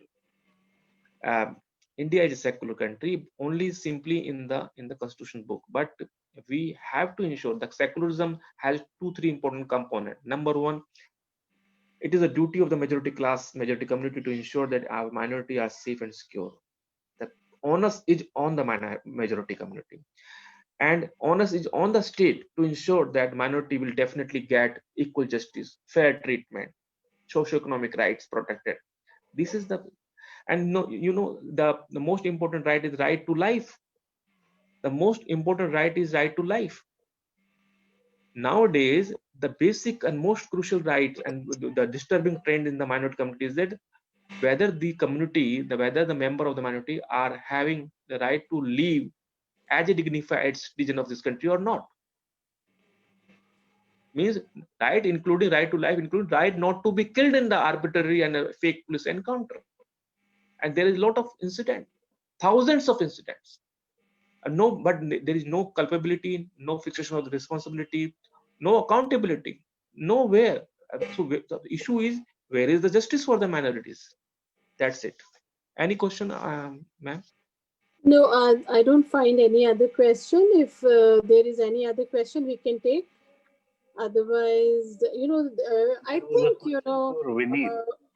Dr. Salah had raised a very important point, and he wanted you to reflect, how do we kind of, this whole narrative about anti-secularist discourse can be built, because the problem which I find is both the papers have pointed out the question is the decay of democratic institutions which is happening, and how there is a constant persistent threat coming from communalism. It's not that if we see post 1947 to 2020 the journey of secularism has been the same. There have been different stages in the journey of secularism. So, I mean, I just first would like to see if there is any question again. No, I don't think there is a question. So I would, in fact, I was also having the same question which Dr. Salah had asked, that yes, historically we have seen the construction of communalism. We have seen that how divide and rule policy came with the first war of independence, but we have also seen the journey of national movement in India, where we have seen that, both the communities, rather all the communities, came together and fought for the freedom of India. And the concern of the framers of the Constitution, the Constituent Committee, which was formed, especially Ambedkar, Patel, Nehru, they had their differences on the kind of secularism in India should be, enshrined in the Constitution. Definitely there was a concern on that. And in fact, if we see, Nehru and Gandhi both had a difference, because a difference on the kind of secularism they wanted to kind of imbibe in our constitution. Nehru was a person who talked about dharm nirpeksh samaj. He wanted a country with religion only in a private realm, whereas Gandhi talked about Sarv Dharm Samaj. So that society which is based on Ram Rajya, his understanding, but and how beautifully they negotiated. And we see that the initial stages there was post 1947, of course, the community, especially the minority community, Muslim community, was pushed back with the guilt of the baggage of partition. But what we see eventually happening is a turning point in our history is post 1980s. There was every attempt to preserve the diversity, and Constitution had minority rights in the form of Article 28, 29, where it talked about kind of preserving the dignity, equality, and opportunity. So what went wrong? Narendra had mentioned in his presentation about a minority appeasement. The minority appeasement became a major problem. It became a political issue. All these minority rights kind of were propagated something as minority appeasement. And yes, of course, if we look at the history of Congress and we look at the practice of Congress, there has been stages where it has been tilted towards minority appeasement. And this whole the whole discourse between minority appeasement and majority appeasement is the reason we see the kind of polarization is there. The idea of preserving minority culture, the idea of preserving minority diversity was presented in a very, very different form. Actually, the problem which, I feel was majorly because we see that what Rajni Kothari has talked beautifully in one of his works, where he says post-1980s is a new phase of communalism. Narendra mentioned that he has done studies on many riots. Yes, Narendra, I agree with you. But if you see post-1980s, these riots were no riots. They had become pogroms where state was a party to these kind of violence which was taking place. So, all this has built up a fear, insecurity, and the your point which you have said, that it is the responsibility of majority to see that the minorities do not undergo marginalization. I feel now with this rise in radical right and the whole majoritarianism riding the bandwagon of kind of a euphoria, where they can go scot free, and the way the very important point which even in the polarization is that there has been this the political rhetoric, the way the religious sentiments, the post 1980s politicization of religion has played a very, very important role. And we see, I feel that the indifference in the mind of people, you see why it is surviving. When you and me, we both agree, we are sitting here in every intellectual debate, in every seminar, we are critiquing, we are criticizing the polarization in society which is happening. So where is the fault line? Why are we not able to check it? So somewhere I feel that the indifference which has been seeped into the society is also very much responsible for the kind of polarization which has taken place. And somehow, I also feel that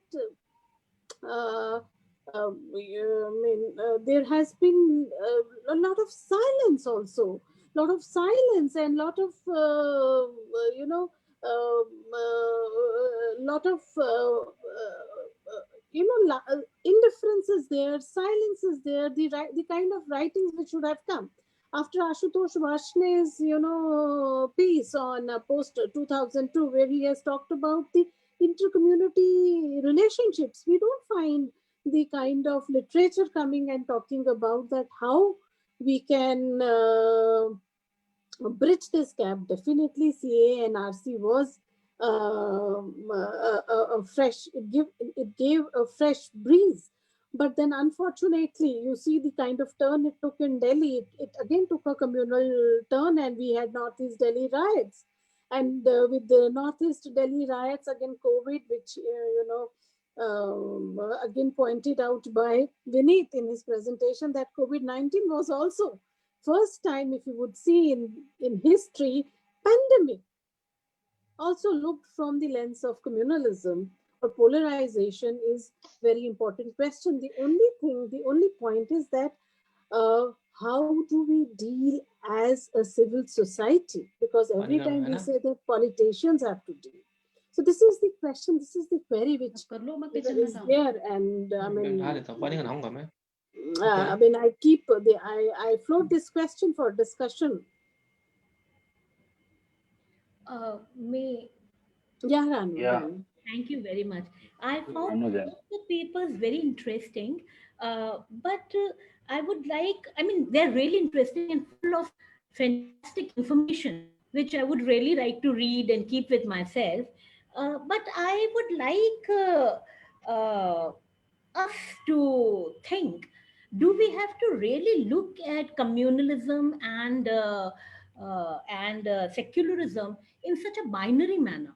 Because if we really look at society today, we do not find such a binary manner. We find, lots of interceptings all around. Like when Farzana was saying in NTCAA movement that I'm a Muslim but I'm secular too. That has lots for us to talk about secularism, the way it is coming out in India, which is now incorporating faith. You quoted Gandhi, but Gandhi also talked about religion of humanity to be the base of secularism. He was not with the neutral distance of state, with the religion. He stated that let the religion of humanity guide the state. Let the state be very sensitive towards the human issues, and let it still accommodate the needs of the religious communities. What I'm trying to say is that many people like Partha Chatterjee, Ashish Nandi, T.N. Madan have stated that secularism is a artificial imposition on Indian society, which does not help us in understanding Indian society. What I'm trying to say is that when we are writing, so many of us together and thinking about all these things and writing together, why can't we think about the fact that should we do we really need a category like secularism to understand and solve the problems of India, or secularism would really create polarization the way Mr. Mathur was talking about? I mean, one of the reasons for the polarization is need discussion of the community. Are the communities really divided in India? I mean, when we were talking polarization, did we take into account Shaheen Bagh, the secular middle class Muslim, the Maulvis somewhere assisting secular middle class Muslim, the Ashraf Muslims taking stand, maybe the industrialist Muslim taking stand, maybe with the state, the Sunni Muslims taking stand with the proletariat, trying to say is that when we start talking in terms of polarization, are we really doing justice to the different developments that have happened to the Muslim community, especially Muslim community, though frankly, minority does not start and end with Muslim. So I personally feel that somewhere are we not doing lots of injustice by falling into the trap of the state, by calling Muslim a homogeneous, non-problematic community? I don't think all Muslims are together. I mean, if, even at university campuses, Muslims have not been able. I'm not talking about Jamia Millia Islamia or Muslim dominant communities, universities. Otherwise, even in universities, you not come across a front, Muslim front, being presented in a cohesive, consolidated manner in such a way that they can influence the decision making process, mainly because they're not together. The Muslim leaders have not been able to bring various trends of Muslim together. I mean, what I'm trying to say is that it's high time we have to start looking at various segments of the population and see where we are imposing the borrowed terms in order to make our job easy, in order to understand what's happening. This is one submission. And second submission is for the right-based paper.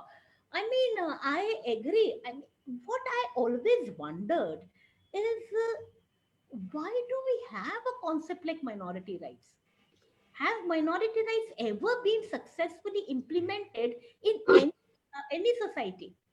Uh, is I mean, when you're talking about right-based society, I mean, right, minority rights-based society, minority rights in Indian Constitution has been defined in such a narrow yet ambiguous manner. Minority has not been defined, religion has not been defined, language have not been defined, everything has been left to the court. And I have done an analysis of the court cases where I found that courts are over the years narrowing down the spaces of minorities. And civil society, because it finds minority, the different, the alternative, the different culture, the alternative, a nuisance. So civil society is not ready to take minority rights, and that's Yeah. a very big important debar. What I Mm. Ranu, I would request if Vineet or Narendra would like to respond to Ranu's observation. Uh, okay, ma'am, I would like to add a few points about Mrs. Professor Jain's, Ranu Jain's observation about why we should have a minority. See, and to be very frank and to be very that's honest, why we should have. We should have. But what is happening? yeah. That's Yes, ma'am. Yes, ma'am. So, ma'am, first of all, why we should have a minority? What is the problem of recognition minority? The first of all, that we are discussing here about the minority right, the institutional mechanism and constitutional evolution of the constitutional scheme for the minority right. Basically, to recognize the minorities, whether they do have some rights or not, the answer is that yes, they do have minority right, because if you understand the constitutional scheme, in the constitution there are two type of rights: group rights and individual rights.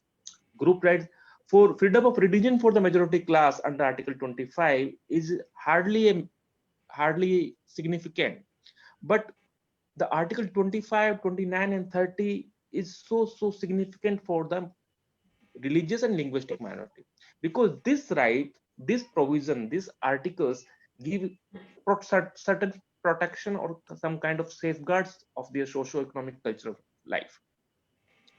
Another important thing about the minority right is that constitution does not talk about the minority and does not define the minority. But when India accepted the UDHR, when India accepted the ICCPR 1966 and International Covenant on Economic, Social, Cultural Right, it means we treat international law in our homeland. There are so many Supreme Court cases which says that when India accepted such treaties and endorse these international obligations, so these international law now part of our domestic law, our domestic jurisdiction.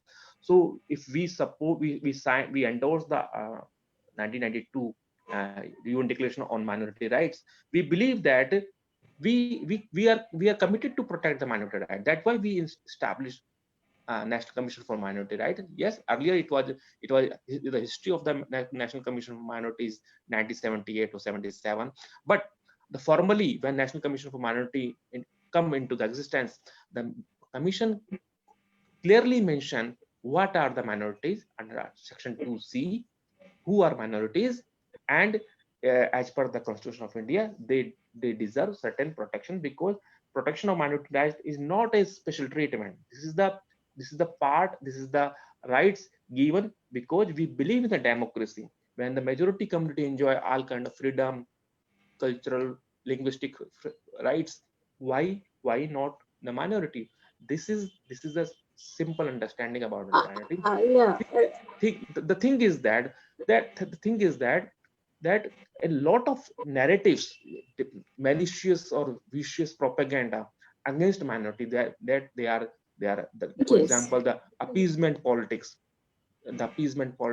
for example, the unfair treatment to the minority. That is what Narendra, I also wanted to add. You know, I agree with you, Rano, that Muslims are not homogeneous minority. It's community. It's a heterogeneous community. But you know, the fear, the insecurity, the ghettoization, ghar wapsi, love jihad has affected on the psyche of this community.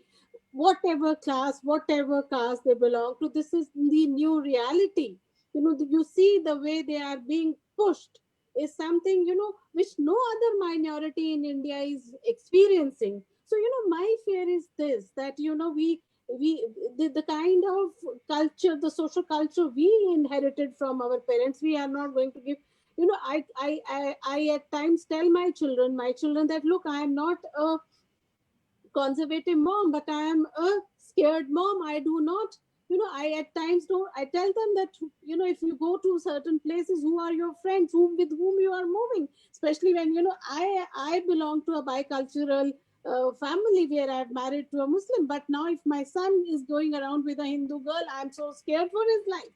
So, you know, you imagine this kind of, you know, the question is what polarization has done. The polarization has definitely push this particular community to insecurity, to fear, to ghettoization, and violence is a vicious circle.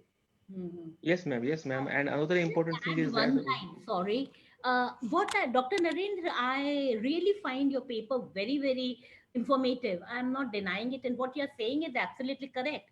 What I'm trying to say is that even if you look at the world level history, you will see that even the UN and other measures on minority have not been implemented successfully, and now they have left it on the nations to decide.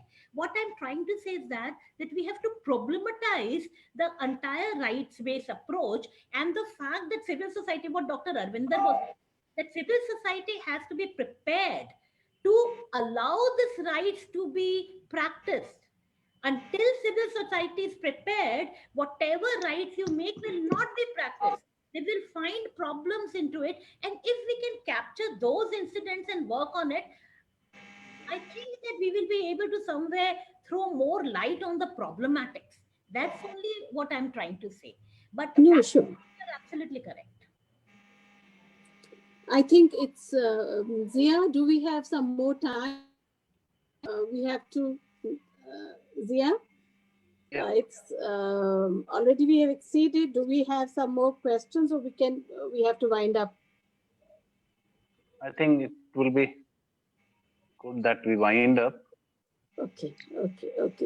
So I really thank both the paper presenters. Both the papers were really very academically, you know, very enriching experience to listen both of you, and the comments we received in writing and from Ranu, and the comments made by Dr. Salah. You know, they would definitely enrich the discussion, and I'm sure we are taking back with us very important points where we have to see that how do we engage in the practice. We have been talking about secularism, we have been talking about composite culture, but how do we engage and how do we resist radical forces is a challenge. And I think, we have to, kind of come forward and, somehow we have to shake our comfort levels and come out, speak up, talk about it, write more about it. There is a feeling, let me share, because I'm from Jamia. So after this whole CA protest, the way students were handled, there is a fear. Now the fear is not only from the state, the fear is also coming from the parents. You are there for studies, so please do not divert. So, bringing back them, telling them that, okay, we have to fight for our rights. At least thankfully, the rights are in our constitutions. Yes, the way the things are also being handled by the court has also, for instance, Article 370 or, NRC, trust deficit is increasing, but we as a civil society have to work towards it so that we see that we preserve the diversity of our culture and our country. Thank you very much. Thank you so much, ma'am. It was absolutely very, very deeply researched paper, and the kind of observation and comments which has come up didn't get much time to respond, but I'm sure Vineet and Narendra will be very happy to take up those issues in the paper. Salah, the way you put into framing the questions on Vineet and Narendra's paper, I think that has also given me to rethink on certain areas, and because I'm the third person who had to present today, but that will be another day. And I'm sure that we did a wise decision not to have 3 in one day. In fact, it should have been one paper in one day. So we look forward for having a continuous debate on these issues of secularism and how to take it into the area of communalism. Professor Ranu Jain's intervention definitely adds into the strength of the paper, and she was very busy. She is going to be discussing in another program in just 2-3 days. So thank you, ma'am. You joined up and added a value to this discussion. Definitely, we had a lot of other questions which were in my paper. I was writing, the people were sending messages. Since this meeting was scheduled as webinar, not as in the meeting format, so we could see only limited people who are here and who would be able to comment upon. So in all, absolutely very amazing discussion, and I'm happy and really fulfilled that minority studies and democracy dialogue could have this best time with all of you in terms of enriching. We'll be sharing the paper once it is revised and ready for publications. For more comments, if you can give your valuable time. Thank you, everyone. We have also young researcher here, Aisha, Tabriz. Thank you, Jia. I feel privileged to be here.